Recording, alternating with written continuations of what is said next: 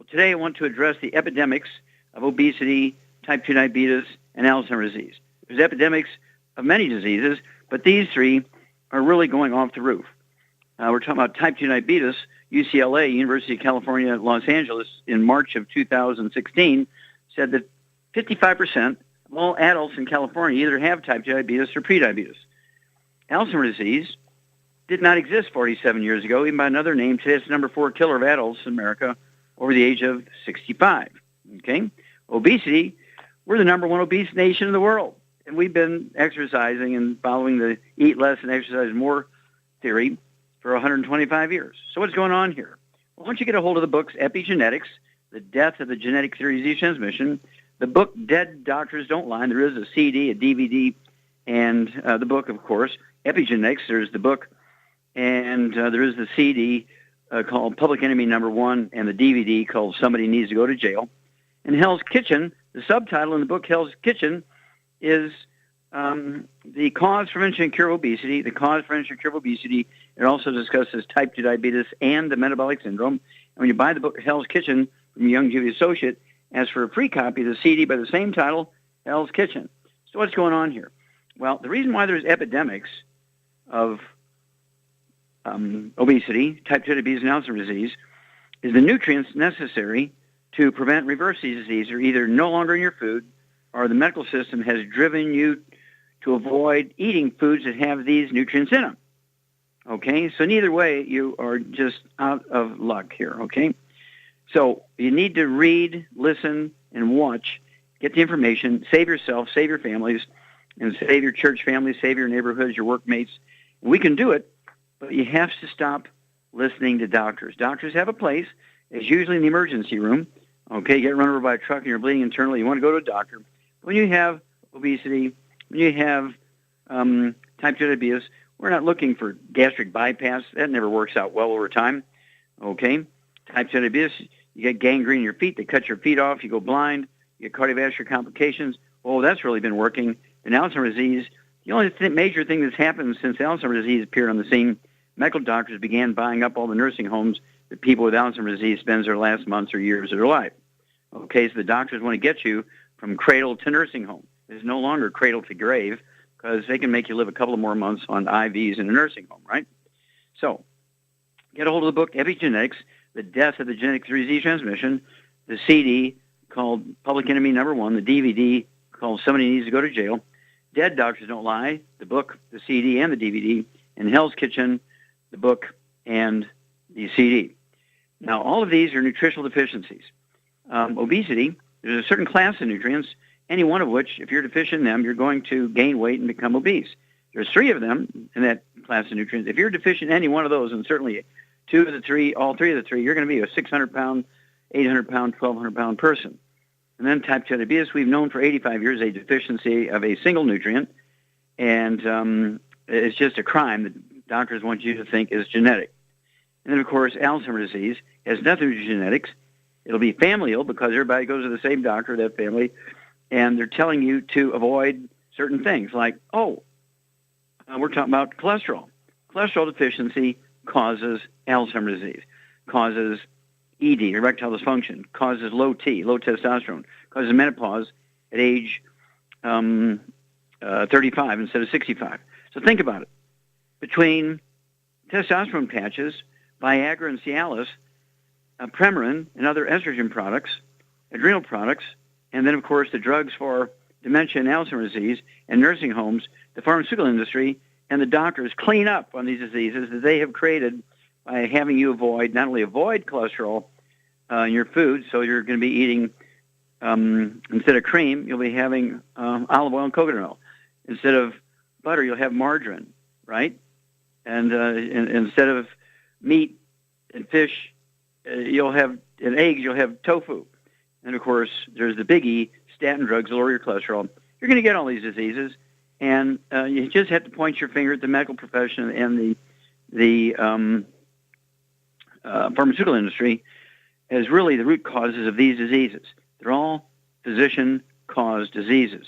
They're all pharmaceutical industry-caused diseases. So, again, I cannot urge you enough to get a hold of the book Epigenetics, the book Dead Doctors Don't Lie, the book Hell's Kitchen, the associated DVDs and CDs. Learn how to deal with this. These are preventable. Guess what? They're all reversible.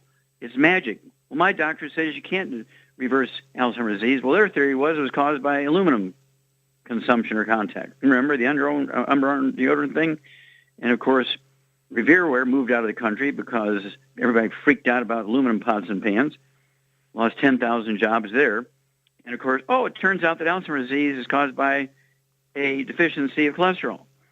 And then, of course, obesity is a deficiency of any one of the members or multiple members of the nutrients, a class of nutrients. And, of course, we're looking at type 2 diabetes is a deficiency of a single nutrient. We've known that for 85 years. It's just because of the powers of genetics and the whole industry and pharmaceuticals, and that whole industry has outweighed the truth. Well, stick with us. We're going to be back with more Truth, Justice, and the Longevity Way, and Dead Doctors Don't Lie after these messages. Okay, Doug, what pearls of wisdom do you have? I thought we'd talk a bit about heart attacks today, as I've got a Fox News story here headlined, "Heart Attacks Are Linked to a Patient's Activity Level and Emotional State." This was a global study, 12,000 first-time heart attack patients, and found a link between the heart attack and what the patients were doing an hour before they had the attack. This was all published in the journal Circulation, and they found being angry or emotionally upset doubled the risk of suffering a heart attack. Performing heavy physical activity in a highly emotional state more than tripled the risk. They compared people's behavior 60 minutes before the onset of the attack and for a day earlier at about the same hour, and the results based on analysis of heart attack patients in 52 countries were consistent regardless of traditional risk factors such as obesity, high blood pressure, and diet. Say intense physical activity and negative emotions can increase the heart rate and blood pressure and reduce the oxygen supply to the heart. They say this can cause arterial plaque to rupture and trigger an acute myocardial infarction or heart attack. They say in the hour before the first symptoms, 13.6% were engaged in heavy physical exertion compared to 9.1% in the previous day. Feelings of anger or emotional upset were reported 14.4% compared to 9.9% the day before, and all the heart attacks were around between 6 a.m. and 6 p.m. And they say they analyzed the data from patients who were examined and interviewed in 262 health centers around the world as part of a larger study. Patients were about 3/4 of them were men and around 58 years of age. And I found that sort of interesting. We've always known that a lot of times physical activity and emotions can play into heart attacks, but this was kind of interesting to see this side of a correlation. Mm-hmm. Yeah, and of course, before the show began here, we were talking about the underlying factors. If people have avoided the bad stuff, the fried foods, the processed meats, the oils and the glutens, we're talking about the trans fats and the heterocyclic acrylamides, if they're well-nourished and have all the nutrients necessary to prevent heart attacks, coronary thrombosis, we get a blood clot in the coronary artery, is caused by deficiency of omega-3s. Hypertrophic cardiomyopathy heart attack, that sudden heart attack, you see people who are doing heavy physical work and athletes that drop over with a heart attack before they hit the ground, they're dead. Congestive heart failure takes a little longer to kill you, but it's a deficiency of a single vitamin. And so we have the underlying factors of nutritional deficiencies here. And then, of course, for the precipitous thing, putting the last pebble on that balance there that triggers the heart attack itself can be emotions and this, that, and the other. There's no doubt about that. People who are high-strung and are screaming and yelling oftentimes will have a heart attack.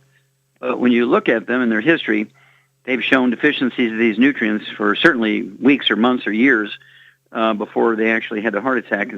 And people who are well nourished and supplement and avoid the bad stuff, they go through anger and screaming and yelling and do physical exercise and don't die. And so it's imperative for people to do the 90 essential nutrients, 60 minerals, 16 vitamins, 12 amino acids, 3 fatty acids, and what? Oh, yeah, avoid all the bad stuff, the trans fats, the heterocyclamines, the acrylamides. Stay away from fried foods, processed meats, oils, and gluten, and you'll be a real mellow person. You won't get angry. You won't be just going crazy over simple things. Most of the things people get extremely angry over are simple little things that shouldn't, precipitate a heart attack. Like somebody left the kitchen light on at night. That shouldn't precipitate a heart attack. You say, oh, gosh, do I have to put a sign up on the wall here, make sure everybody turns on all the lights. But thank you so much for bringing that up. Just remember, if you're taking your 90, avoiding all the bad foods, the odds are you're going to be a mellow person. You're not going to get angry anyway. Well, we'll be back with more Truth, Justice, and the Longevity Way on Dead Doctors Don't Lie after these messages.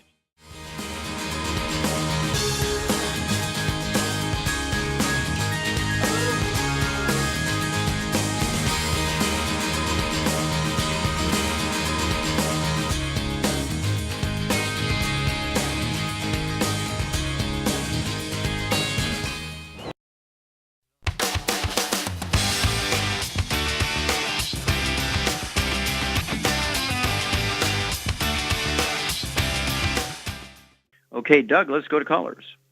Let's head to Arizona, and Jill Ann, you're on with Dr. Wallach. Hello, Jill Ann, you're on the air. Okay, I'm here. Hello. How can we help you? Hello. Hello. I can we got help on you? your products the end of June. I have wet macular, and I was only taking one occutive and one of the selenium. Mm-hmm. I called you in August, talked with you, and you recommended that I take 2 bottles of each of them per month, the occutive and the selenium. Mm-hmm. Now, so I am 3 months into the taking two of each of those products. Okay, well, Jill, how much do you weigh? 120. Okay. And are you taking the 90 along with those extra secret sauces there, or is that all you're taking? Oh, no, I take a lot of products. I take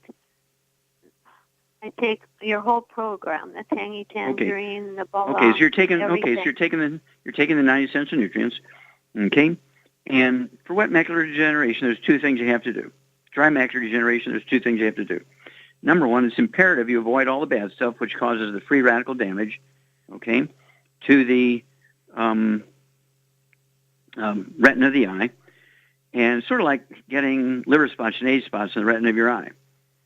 And you're doing the correct thing, taking 2 of the occultives per day, one at breakfast, one at dinner time. It'll be 2 bottles a month because they come 30 in a bottle. The selenium, how much selenium do you take, Charmaine? Hello, Char. Okay, Char must be busy.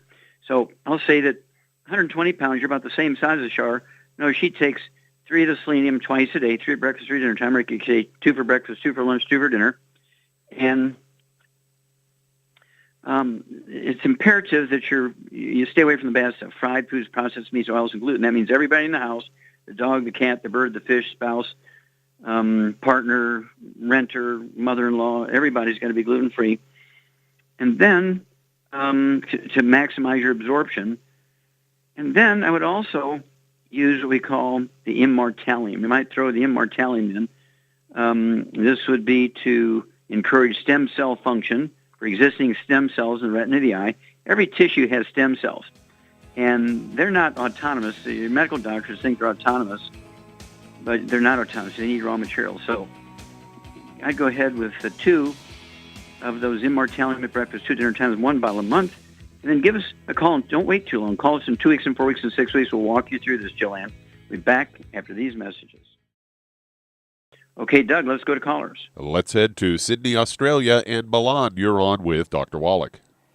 Malan, you're on the air. Hello. Yes, Dr. Wallach. Yes. Today I just wanted to talk about, because I've always had anxiety and digestion from before, but and now it's not that bad, the anxiety and digestion, but now I have lost around 10 pounds of weight in 3 months. And okay, now where did you start? How much did you weigh when you started? I was 130. Okay, and how tall are you? Yeah. How tall are you? I'm 170 centimeters. Well, I can't do the math that quick. How tall are you in inches? Oh, 5'7" 5'7". Okay, so 130, 120, you're slim. Okay? Yes. It's not unusual Yes. for people to lose 5 or 10 pounds. If they need to lose a lot more than that, they'll lose maybe 15, 20 pounds on a gluten-free diet and giving up, all the bad stuff, the fried foods, the processed meats, oils, and gluten. You're going to naturally get down to your ideal weight, so it's not unusual to lose 5, 10, 15, 20 pounds, depending on how much over you are where you should be. But anxiety and depression, these things are always nutritional deficiencies of the brain. So taking your 90 essential nutrients, staying away from the bad stuff, so you can absorb nutrients more efficiently, is going to put you in good stead. And your anxiety and your depression, has that gotten better? Yes, it's got a lot better, and my digestion also, it's a lot better. Okay, Yes. good. But other thing is, doctor, there's a small lump in my forehead, in the temporal artery, and on 2 weeks ago at nighttime it became really big. It got swollen, but there was no pain or anything. And then I went to the doctor and I got an ultrasound. And what they say? They say it was a temporal artery, and everything is normal except the artery wall is swollen. Okay, so here's what I would add to your program. Okay? Yes. I would add to the program. Keep on the diet, keep on the supplement program on, because anxiety and depression are getting better. And I would throw in what we call the Ultimate Daily Classic Tablets. It's 3 words, Ultimate Daily Classic Tablets. I go ahead at 120 to 130 pounds, I go ahead and take 3 a day, 1 with each meal, 1 at breakfast, lunch, and dinner. It'll be 1 bottle a month. Okay? And then call me in 2 weeks and 4 weeks and 6 weeks. Let me know how that's going. It'll support healthy blood pressure, healthy blood flow, obstructed arteries, and give you more nutrients to help support the artery repair in itself. We'll be back with Dead Doctors Don't Lie with these messages.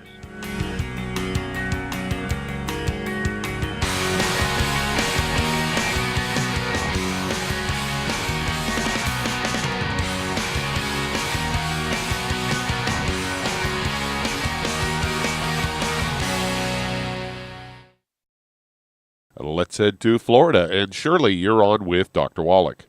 Oh, Shirley, you're on the air. Hello. Hi. How can we help you? Yes, my son is 14 now, and when he was 8, he all of a sudden developed what we now know, they said, is ulcerative colitis. He was on and off, but mostly on prednisone sulfasalazine for over 4 years. This past April, they suggested a lot of other drugs and all of this stuff, and my son said, absolutely not. I will not. Just let me bleed out. I'm not going to do that.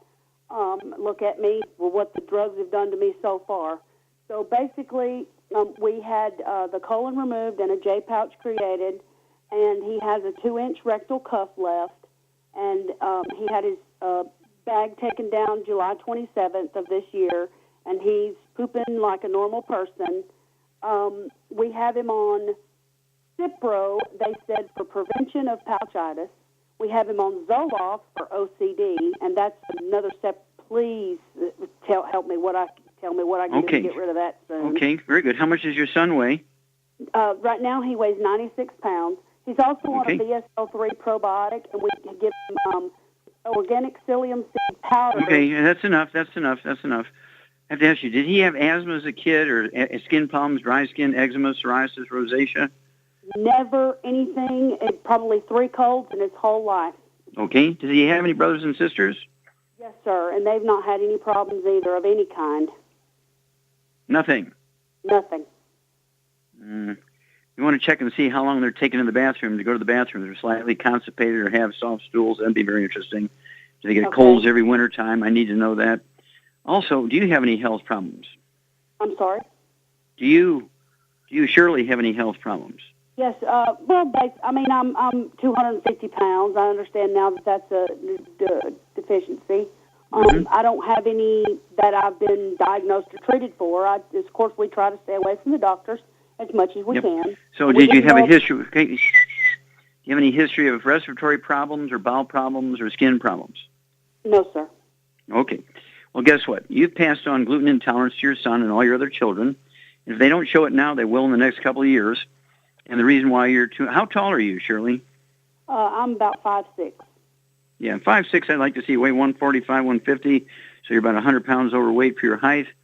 And your challenges here with weight and your son's challenges with ulcerative colitis are exactly caused by the same thing. It's a gluten intolerance.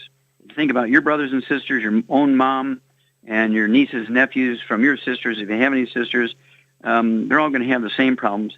And those show up in many multitudes of ways, but it's all nutritional deficiencies as a result of gluten intolerance.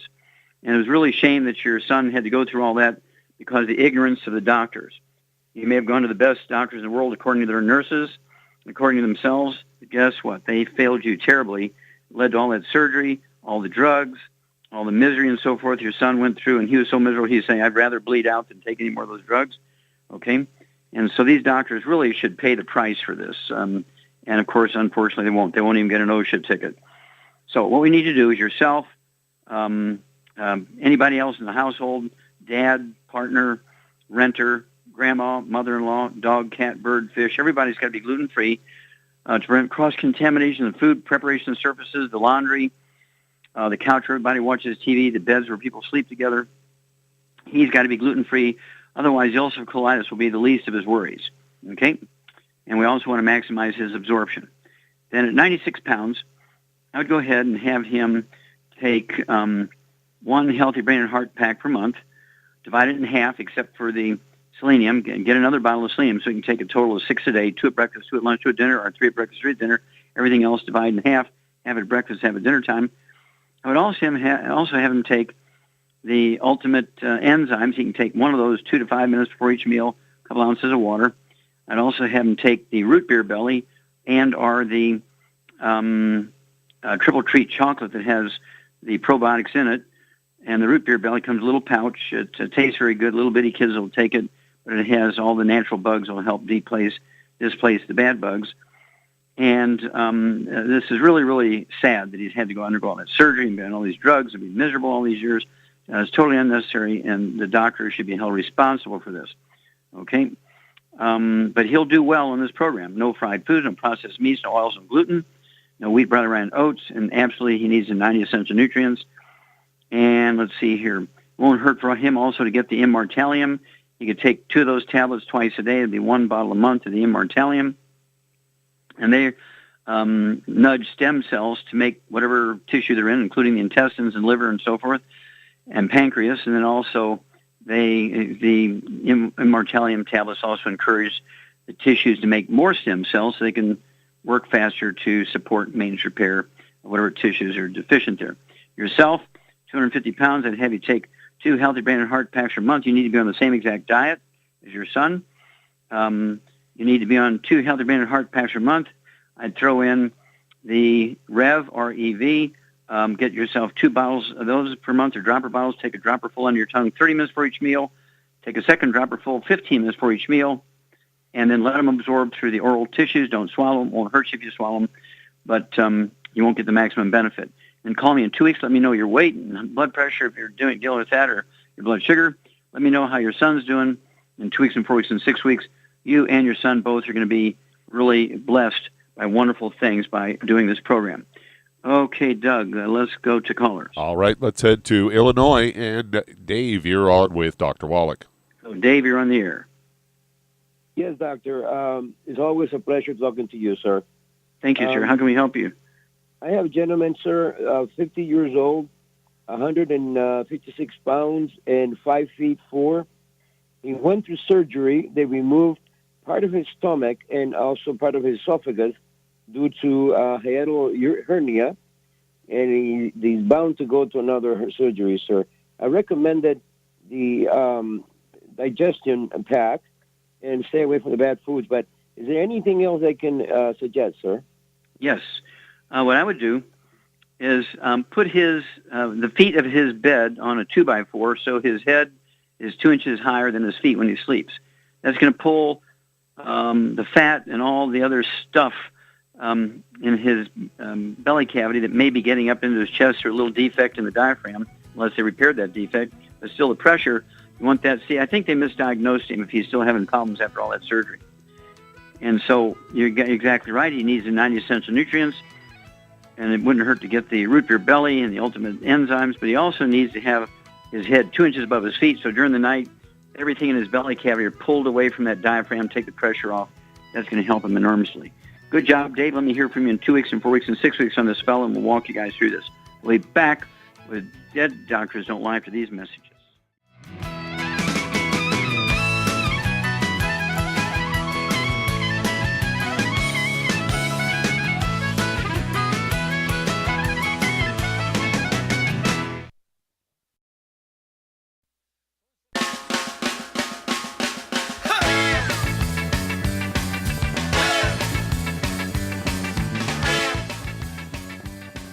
We're back with Dead Doctors Don't Lie on the ZBS Radio Network. Dr. Joel Wallach here for Longevity, 9 for Life Crusade. And Doug, let's go to callers. Let's head to Pennsylvania. And David, you're on with Dr. Wallach.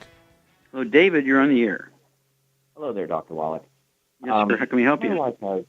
My wife has had issues with diabetes, and actually my daughter... No, type 1 or type 2? Type 1 or type 2? Type 2. Okay. And my wife is...